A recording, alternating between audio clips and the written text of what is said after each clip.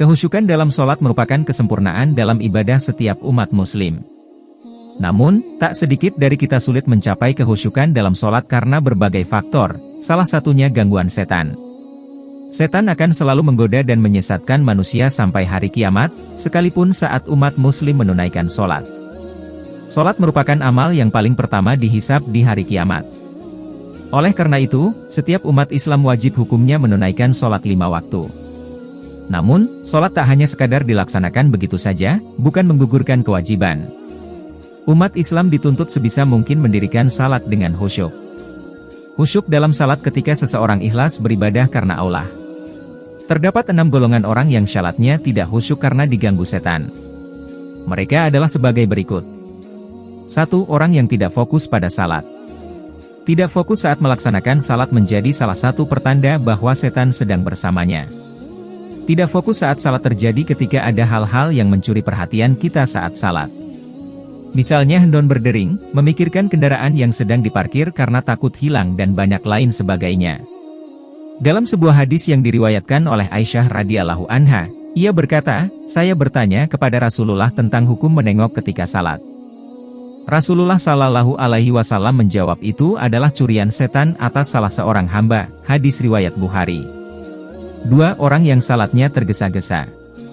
Karena ingin mengerjakan hal lain tak jarang seseorang salat dengan tergesa-gesa. Sebaiknya kebiasaan ini dihindari karena ini juga pertanda bahwa Anda sedang bersama setan. Rasulullah Shallallahu Alaihi Wasallam melarang umatnya melakukan hal itu.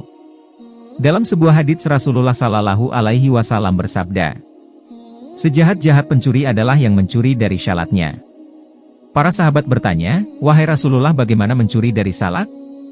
Rasulullah berkata dia tidak sempurnakan ruku dan sujudnya, hadis riwayat Ahmad. 3. Orang yang merasa ragu buang angin. Hal ini sering dialami oleh banyak orang saat selesai wudhu atau tengah salat tiba-tiba terasa seperti buang angin. Tapi ternyata perasaan ragu buang angin atau tidak merupakan sebuah gangguan yang setan hembuskan untuk melakukan salat seseorang. Rasulullah Shallallahu Alaihi Wasallam bersabda, "Jika salah seorang di antara kalian merasakan hal itu maka janganlah membatalkan salatnya hingga dia mendengar suaranya atau mencium baunya tanpa ragu." Hadis riwayat Ahmad. 4. Wanita yang salat ke masjid menggunakan wangi-wangian. Wanita yang ke masjid dengan menggunakan wangian juga didekati oleh setan. Dengan aroma-aroma tersebut setan justru lebih mudah untuk membuat salat orang yang ada di sekitar wanita yang memakai wangian agar tidak khusyuk. Rasulullah Shallallahu Alaihi Wasallam bersabda yang artinya, "Jika salah satu dari kalian para wanita hendak ke masjid maka janganlah sekali-kali menyentuh wangian." Hadis riwayat Muslim. 5. Orang yang was-was dalam niat. Orang pertama yang bersama setan saat salat adalah mereka yang merasa was-was dalam niat. Biasanya perasaan was-was ini akan berlangsung hingga saat salat. Hal itu membuat orang ragu terkait rukun salat yang seharusnya dijalankannya, misalnya lupa jumlah rakaat dan lupa bacaan. Ini terjadi bisa karena setan yang menggoda dengan menghembuskan was-was dan subhat dalam diri manusia.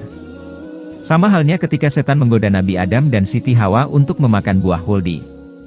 Allah Subhanahu wa Ta'ala berfirman dalam Quran Surah Taha ayat 120. Kemudian setan membisikkan pikiran jahat was-was kepadanya dengan berkata, "Wahai Adam, maukah saya tunjukkan kepada kamu pohon huldi kekekalan di jalan dan kerajaan yang tidak binasa?" 6. Orang yang memikirkan banyak hal.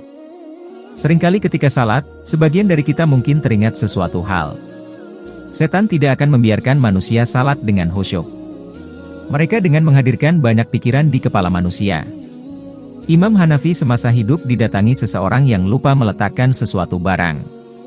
Imam Hanafi kemudian menyuruhnya untuk salat dengan khusyuk sepanjang malam dan berdoa kepada Allah agar barang yang hilang dapat ditemukan.